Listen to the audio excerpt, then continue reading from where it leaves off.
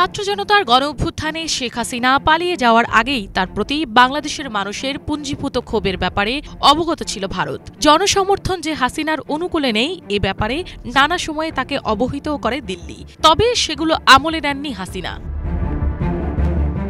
বাংলাদেশের চলমান রাজনৈতিক পরিস্থিতি পর্যালোচনার প্রেক্ষাপটে বিস্ফোরক এসব কথা জানিয়েছেন ভারতের পররাষ্ট্রমন্ত্রী এস জয়শঙ্কর। তিনি বলেন, শেখ হাসিনার সরকারের বিরুদ্ধে জনসাধারণের বাড়তে থাকা ক্ষোভ সম্পর্কে অবগত ছিল ভারত।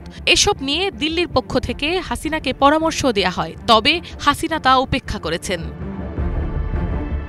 এই প্রসঙ্গে জয়শঙ্কর আরও বলেন, জনরোষ মোকাবেলায় হাসিনার কোনো সিদ্ধান্তে হস্তক্ষেপ করার প্রয়োজনীয় ক্ষমতা ভারতের ছিল না, তাকে কেবল পরামর্শ দেয়া হতো।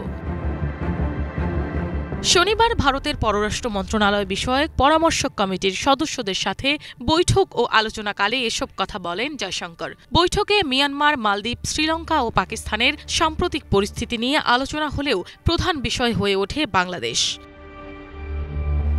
বাংলাদেশ নিয়ে বলতে গিয়ে সম্প্রতি এ প্রসঙ্গে জাতিসংঘের মানবাধিকার প্রধান ফলকার তুর্কের বক্তব্যের উদাহরণ টানেন জয়শঙ্কর। তুর্ক বিবিসিকে দেয়া এক সাক্ষাৎকারে বলেন, বাংলাদেশের ছাত্র জনতার আন্দোলনকালে কোনো প্রকার দমন পীড়নে অংশ না নিতে বাংলাদেশ সেনাবাহিনীকে সতর্ক করেছিল জাতিসংঘ। অংশীদার হিসেবে জাতিসংঘ যেভাবে বাংলাদেশের পরিস্থিতি জানত, ভারতও একইভাবে অবগত ছিল।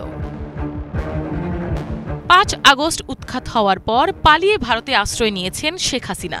তাকে ফেরত আনার ব্যাপারে দিল্লির সঙ্গে আলোচনা চালিয়ে যাচ্ছে অন্তর্বর্তীকালীন সরকার, তবে এখন পর্যন্ত এই ব্যাপারে ইতিবাচক কোনো সাড়া মেলেনি। জন আকাঙ্ক্ষার বিপরীতে গিয়ে হাসিনাকে আশ্রয় দেয়ায় ভারতের ব্যাপারে এক ধরনের অসন্তোষ বিরাজ করছে বাংলাদেশে।